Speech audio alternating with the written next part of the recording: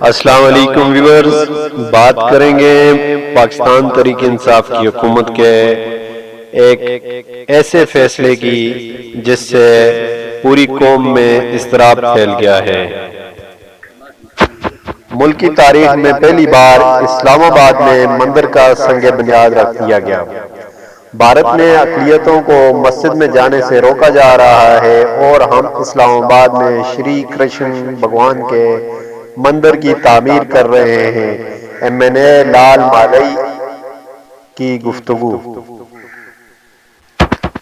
اسلام آباد میں پہلے ہندو مندر کی تعمیر کا سنگ بنیاد رکھ دیا گیا ہے۔ تفصیلات کے مطابق ایک طرف بھارت ہے جس نے اپنے ملک میں بسنے والے مسلمانوں اور غیر مذہب افراد پر زمین تنگ کر دی ہے، اور ایک طرف پاکستان ہے جو اقلیتی جماعتوں کے مذہبی حقوقوں کا خیال رکھتے ہوئے ان کی عبادت گاہوں کو کھولنے میں مصروف ہے۔ کرتارپور راہداری کھولنے کے بعد اب پاکستان نے ملک بھر میں ہندو مندر کھولنے کا فیصلہ کر لیا ہے۔ PTI حکومت کی جانب سے ہندو برادری کے لیے بڑا تحفہ سامنے آیا ہے۔ وفاقی دارالحکومت اسلام آباد میں پہلے ہندو مندر کی تعمیر کا سنگ بنیاد رکھ دیا گیا ہے۔ ہندو مندر کھولنے کا فیصلہ ہندو آبادی کی دیرینہ خواہش پر کیا گیا۔ مندر H92 سیکٹر میں تعمیر کیا جائے گا۔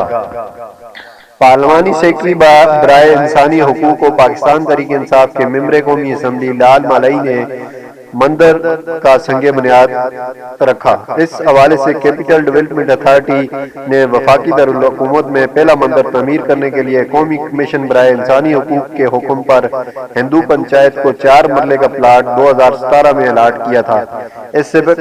اس سے قبل وفاقی دارالحکومت میں کوئی ہندو مندر نہیں ہے جہاں ہندو برادری مذہبی تقاریب انجام دے سکے۔